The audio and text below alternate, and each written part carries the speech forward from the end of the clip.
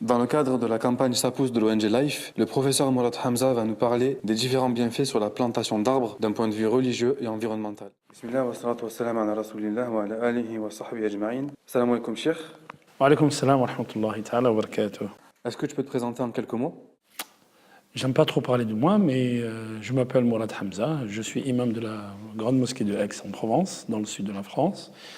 Et je suis aussi conférencier et professeur de sciences islamiques et d'islamologie dans différents instituts dans le sud de la France. Comme tu sais, l'ONG Life est en pleine campagne. Il propose de planter des arbres en Indonésie à partir de 2 € seulement. Quelle est la position de l'islam sur le thème de l'écologie et la préservation des ressources naturelles? Masha'Allah. Mais le tarif al-usuli, les fondements de jurisprudence en islam, il y a une description, pas une description, c'est une définition de din. C'est quoi din?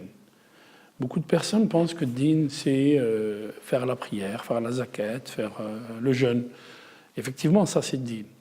Mais fondamentalement, din, c'est l'ensemble des relations qui régissent l'être humain et son créateur, et l'être humain et les autres créatures. Autrement dit, ma relation avec Dieu, ça fait partie de din, c'est din, et ma relation avec les autres créatures, c'est-à-dire toute la création, mes voisins, mes parents, mes enfants, mais aussi les arbres, les animaux qui sont autour de moi, la faune et la fleur qui est autour de moi, que je dois préserver et que je dois avoir, avec laquelle je dois avoir une relation privilégiée. Donc planter un arbre, ça fait partie de l'istimar al-ard. Allah subhanahu wa ta'ala, il nous a créés et il a fait de nous des lieutenants sur terre.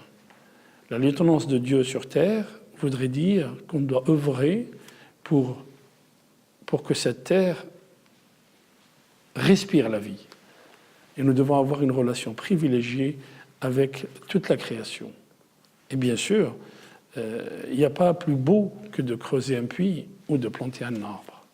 Parce que les bienfaits vont rejaillir sur les êtres humains et sur l'écosystème et sur les animaux et sur tout le monde. Et d'ailleurs, 2 € c'est vraiment une somme dérisoire. Qu'est-ce que tu peux acheter toi pour seulement 2 €? Subhanallah. Oui, effectivement, on peut acheter un café, on peut acheter... mais les 2 € que j'aurais mis dans un café auraient été consommés.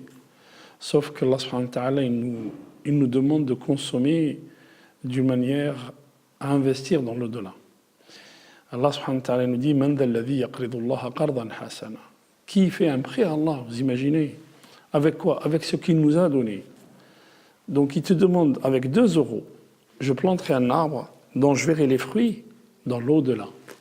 Autrement dit, quand je donne 2 € pour acheter un ticket de bus ou pour acheter un café, j'ai consommé les 2 €. Quand je donne 2 € pour planter un arbre, j'ai investi dans l'au-delà. Et à chaque fois que quelqu'un va profiter de cet arbre qui a été planté grâce à mes 2 €, j'aurai des hasanat. Ici et là-bas, quand je serai là-bas. Et en parlant de récompense, est-ce que tu peux nous dire un mot sur la récompense divine justement de la plantation d'arbres?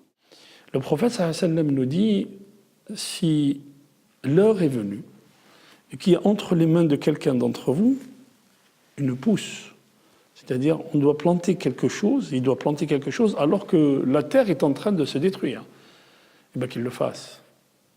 Et bien qu'il le fasse. C'est une incitation à faire le bien jusqu'au dernier moment. Et puis il y a une histoire dans la civilisation musulmane, dans l'histoire de l'islam, qui raconte que Haroun al-Rachid voyait quelqu'un, un vieil homme, en train de planter un arbre.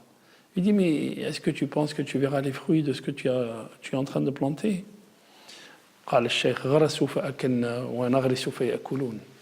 Les gens avant nous ont planté, et nous avons consommé, nous avons mangé.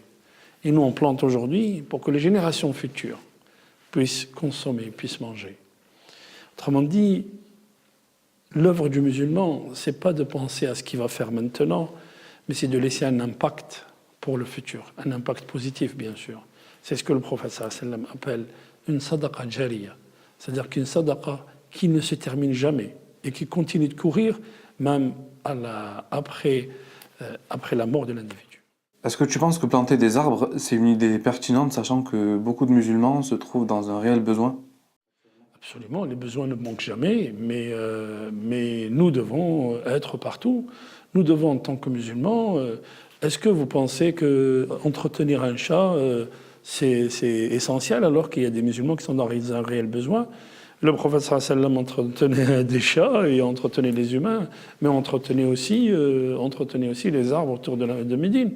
Planter des arbres, c'est essentiel pour la nature, c'est essentiel pour la vie. L'arbre est une source de vie. D'ailleurs, c'est grâce à l'arbre que la nature s'oxygène. Et donc, nous avons besoin de ça. Grâce à l'arbre que l'écosystème se renouvelle. Subhanallah. Donc, un arbre, c'est vraiment essentiel. Et c'est vraiment une sadaqa jariya. Est-ce que tu as un dernier mot pour encourager les gens à participer à cette campagne? Oui, bien sûr. On va investir 2 euros, on ne les verra pas. Les 2 euros, on va les oublier. Par contre, on verra les hasanat le jour du jugement. وقالوا ما لهذا الكتاب لا يغادر صغيرة ولا كبيرة إلا أحصاها. Et ils ont dit, qu'est-ce qu'il a ce livre? Il n'y a pas une petite chose, une grande chose. Il a commencé par les petites, Allah subhanahu wa ta'ala. Une petite chose, une grande chose, il l'a bien noté. Il l'a bien recensé. Tu l'auras ahsahu Allah wa nasuh. Nous, on l'aura oublié, mais Allah subhanahu wa ta'ala, il n'oublie pas. Ce que tu fais ici, Allah subhanahu wa ta'ala, il nous dit, même habbatan min khardal, atayna biha, wa kafa bina hasibin. Même une graine de moutarde, Allah subhanahu wa ta'ala, il la ramènera le jour du jugement, et Allah suffit comme régulateur et comme juge, Allah subhanahu wa ta'ala.